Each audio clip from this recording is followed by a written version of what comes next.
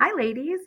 You did it. You put in your first submissions for your rough drafts for your essays. Congratulations.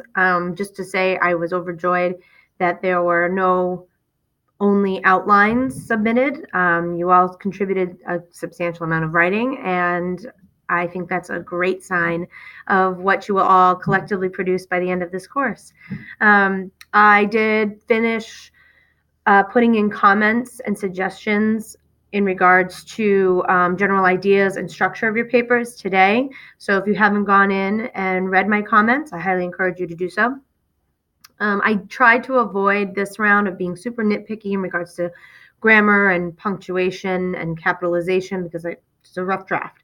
Next week with your next submission, I'll go through with a fine-tooth comb and make any suggestions that I think are important in regard, and if they need to be super specific, I will be adding. So just some things that I think collectively we can identify as areas you should focus on for this week as you continue drafting is your thesis. A lot of you had really great introductions to your papers. Some of you had really strong hooks as well, but you failed to create a single statement that identified what your entire paper was going to be discussing.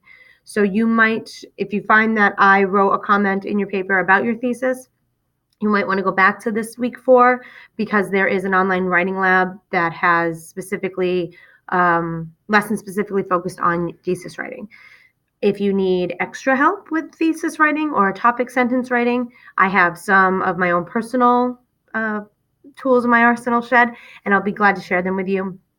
But I think that was kind of the detail that stuck out to me the most, is that there was so much thought in enticing your reader into your paper, but we forgot to say exactly what the main argument was going to be focusing on. So just trying to construct that. If you'd like to send it to me in advance, which some of you have, which is wonderful, I'll be glad to read it and give you my opinions on the matter.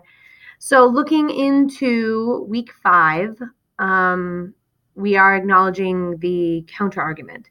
And the big point of a counter argument is to identify what the opposing viewpoint of your topic is, and then having a rebuttal for it.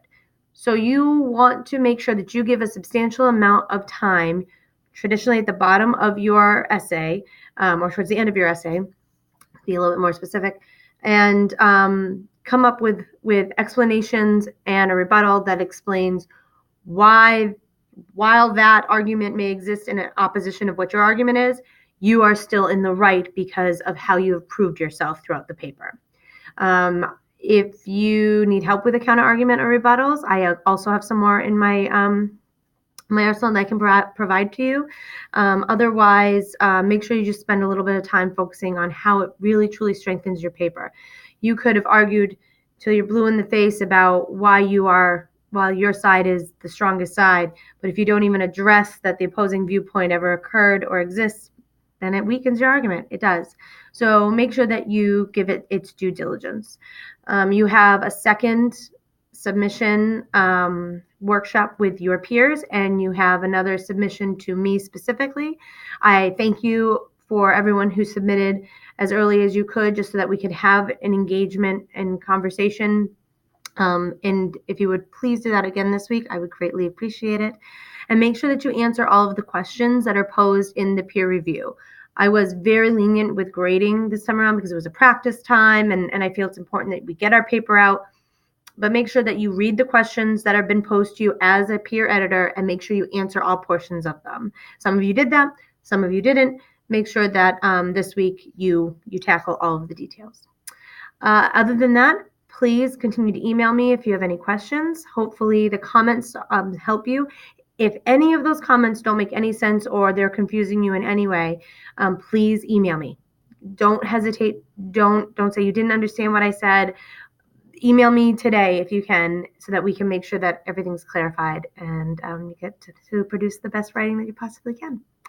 All right. I will hopefully communicate with you all soon. And again, read those comments. Congratulations.